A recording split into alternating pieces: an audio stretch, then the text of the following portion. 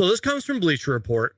Now, this was actually, I believe, we'll go to the top of the article. Knicks hypothetical blockbuster trades to shake up NBA offseason. This comes from Zach Buckley, who, I'm not going to lie, Zach Buckley, some of his trades are pretty good.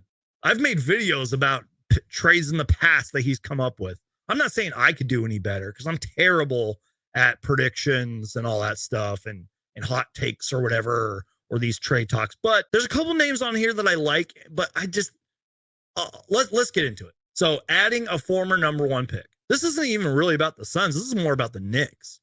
The trade. Can you guys see this okay? It says the trade would be Mitchell Robinson, who I really like, by the way, Obi Toppin, Quentin Grimes, Evan Fournier to the Phoenix Suns. I'll highlight this so you guys can see it. Evan Fournier to the Phoenix Suns for Deandre Ayton and Landry Shamet. Holy cow. Okay, first off, I think that's a little too much, to be honest. Like, I don't know if the Knicks would really do that for Deandre Ayton and Landry Shamet. Maybe I'm a little greedy or whatever, or maybe the Knicks would be greedy in this case. I don't know. That's kind of a lot. I don't know if New York would do that. And I have some thoughts in a minute about Deandre Ayton and the New York Knicks. Okay, so you guys are reading it here. You know, he talks about the Knicks and their offensive efficiency, yada, yada, yada, Julius Randle, blah, blah, blah. So he says, that's why New York could be monitoring Deandre Ayton.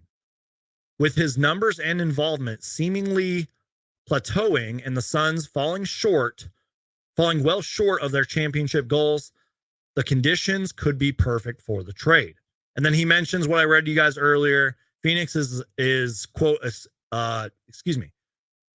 Phoenix is expected to, quote, aggressively explore the trade market for Deandre Ayton, blah, blah, blah. He wants a fresh start, blah, blah, blah.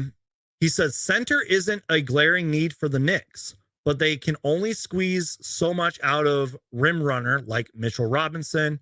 Ayton has a deeper bag on offense.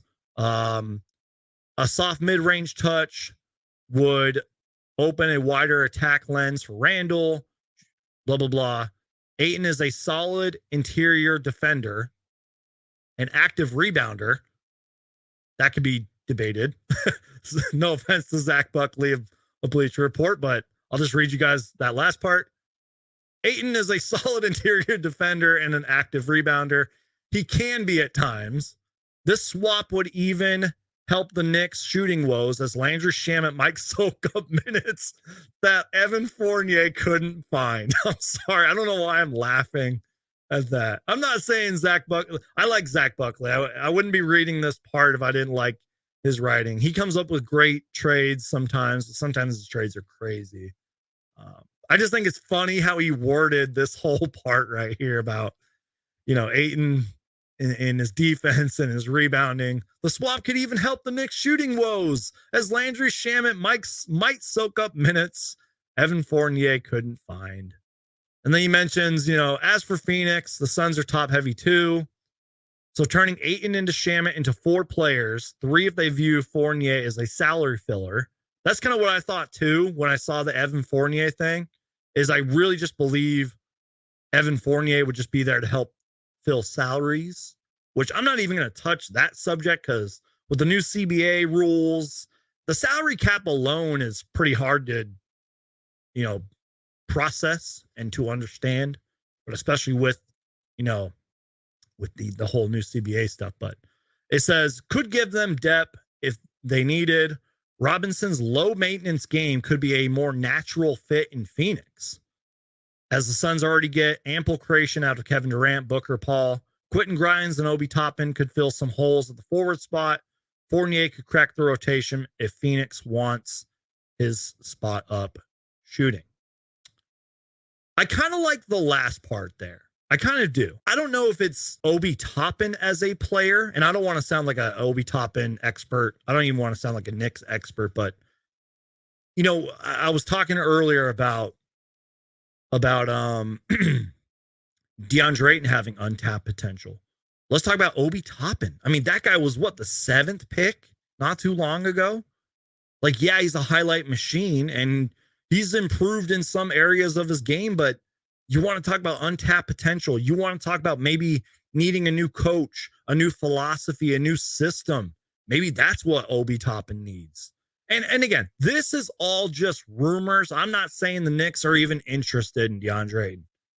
And again, I have some thoughts on that later. And I like Mitchell Robinson. The dude is super talented, man. He would definitely get some fucking rebounds out there. Excuse my language. He would rim roll harder than Deandre Ayton. He'd be a bigger lob threat than Deandre Ayton would be, in my personal opinion. I'm not saying he's better than Deandre Ayton. I think Ayton is way better than Mitchell Robinson, but is Mitchell Robinson a little intriguing there? Absolutely. Is Obi Toppin intriguing? Absolutely. And then who else do they got mentioned here? Let me just scroll up real quick. Quentin Grimes, solid player, still young, full potential and all that. Evan Fournier, Evan Fournier is a what do you call it? Salary filler, but he's had, I think he fell out of the rotation, definitely getting up there in age, but might be able to crack the rotation, get you a few buckets here and there. So again, I'm not super crazy about this trade. And again, this is just, let me scroll to the top of the article so you can see it. Just a hypothetical blockbuster trade to shake up the NBA season, especially for the Knicks. Again, just a hypothetical. And, I'm not crazy about this trade, but it was worth going over. Again, if you missed it, Mitchell Robinson, Obi Toppin, Quentin Grimes, Evan Fournier for Deandre Ayton and Landry Shamet. Again, hypothetical trade. There's a part of me that kind of wants to say the Knicks are interested because of the way they kind of went out in the playoffs, but they did have a good season. They had a productive season. There was one point where they were one of the best teams in the league. Didn't they win like 8, 9 in a row, maybe more than that? And by the way, they have a guy over there named Emmanuel Quickly. I love that dude, man. He had a huge, I want to say it might have been a playoff game or a game before the play-in tournament where he just went off. And there's a part of me that kind of would want to see what a Deandre Ayton could do under a Tom Thibodeau and his coaching staff and the way that the Knicks play, with Ayton being there, with Julius Randle being there, with RJ Barrett and whoever else they got left after this. There's a part of me that wants to see that. And yeah, as the book of John mentions here, Stephen A. Smith would lose it if the Knicks traded for Ayton. Exactly. That's kind of sort of my next point. But again, like I mentioned, and people brought this up before me, but Deandre Ayton in Phoenix getting a new coaching staff, new system, maybe that unlocks Ayton. Same thing with Obi Toppin. Maybe Obi Toppin gets traded to some team and becomes a completely different player. I don't know. Right? So as the book of John just said, Stephen A. Smith would lose it if the Knicks trade Ayton. Now, Stephen A. Smith isn't my next point here, but he could be added to this. My point is, I don't know, and I'm trying to say this as respectfully as I can. I don't know if Deandre Ayton could handle New York. And I mean that, you guys. Because the New York Knicks fans are a super passionate fan base. And you are literally playing in the most famous arena in the world, night in and night out. And I don't know much about New York's media, but they have a huge media coverage. And I'm sure some of those reporters won't hold back. Deandre Ayton would have to take on a lot. It wouldn't just be a lot of it would be his play at the end of the day and his consistency, but it would be a lot of the off the court stuff. The fans, the media, again, more cameras and eyes on him. I mean, yes, I'll admit it. I've said it before, and you guys know I love you. I love you, Phoenix Suns fans, but and I'm not saying I don't add on to the Suns toxic and the Suns Twitter and all that. I can be toxic at times, but it would be a lot worse than what Ayton is already dealing with here. You know what I mean? If he got traded to New York, if Deandre Ayton got traded to New York, I think that it would be pretty overwhelming from a mental standpoint. Because again, Knicks fans, I'm sure, can be very toxic, just as Suns fans can be. The media playing under the biggest, brightest lights, you know what I mean? Night in and night out. Ayton has one bad game, or let's say he like has this Knicks debut, it would be all over ESPN if it didn't go well.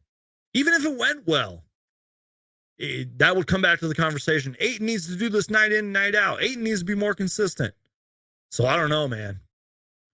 I don't know. Marco says, I would trade Ayton to the Blazers for the number 3 pick in Nurkic. Again, you guys, we heard what Flex said. And if you want, I can replay it since we have over 145 people in here. We can re-listen to it if you'd like. We can listen to what he said about, Ayton's future being here. But from what I recall, from what I recap, Flex pretty much said that, don't be surprised if the Suns and the Blazers work out a deal. Again, I don't think the Blazers are going to do that. But don't be surprised if, again, by draft week, not draft day, if by draft week, we start hearing rumors of Ayton getting traded, or maybe Portland is interested in X, Y, and Z.